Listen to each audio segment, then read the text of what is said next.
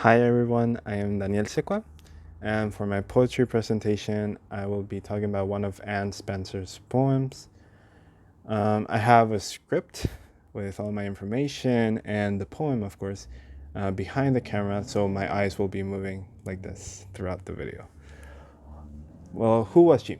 Her full name, Anne Bethel Scales Bannister Spencer.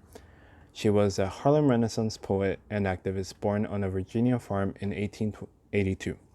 Her parents being former slaves.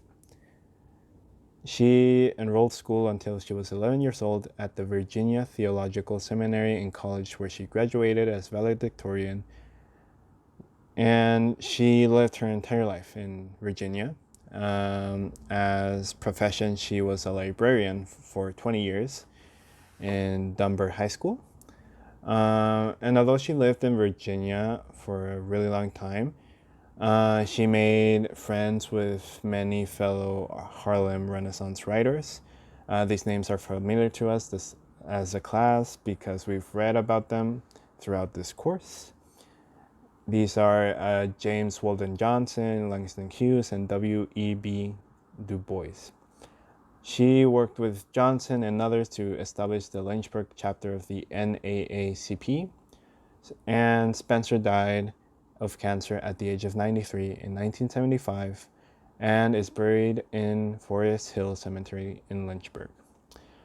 Now, about Spencer's poetry. Spencer's poetry has themes of religion, race, and the natural world.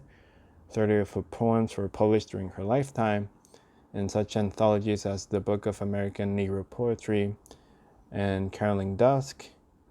She was also the first African-American woman poet to be featured in the Northern Anthology of Modern Poetry. Now, the poem I chose is Dunbar, a short 5-line poem, but nevertheless, it relates to the Negro artist and the racial mountain, which I'll discuss later on. I will now be reading Dunbar by Anne Spencer. Ah, how poets sing and die. Make one song and heaven takes it. Have one heart and beauty breaks it. Chatterton, Shelley, Keats, and I. Ah, how poets sing and die. Spencer's poem mentions 3 names. These are not random names. After searching them up for context as to why they're mentioned, I found that there are poets that died of young age before Anne Spencer was a poet. The youngest one to die was Thomas Chatterton, who died at 17. The second youngest was John Keats, who died at 25. And Percy Bysshe Shelley died at 29. 2 of them, Keats and Shelley, they weren't really recognized as good poets in their time, and they were highly criticized. And the youngest one, Chatterton, he actually committed suicide due to some personal life implications and issues. But anyways, Spencer's poem is about young poets who were basically told to be silent and not express themselves. And unfortunately, that silence became permanent due to death, and that would be a very young death for them.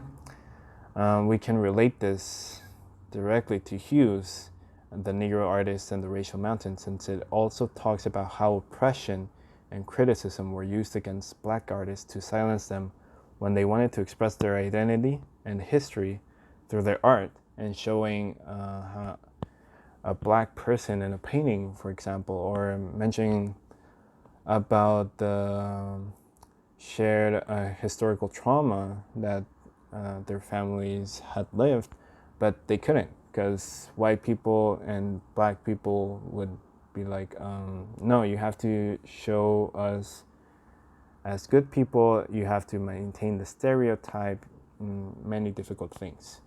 And when Anne Spencer says, and I, when mentioning the 3 names, the and I also talks about how oppression could have made her silence her, but she didn't. I really like the poem because someone who reads it the first time, like me, wouldn't know immediately who the three names mentioned are. But once you research a bit, you find how the poem is deeper than expected and how it relates to many things during the Harlem Renaissance. So this poem, a short poem, but a meaningful one. Thank you so much for watching.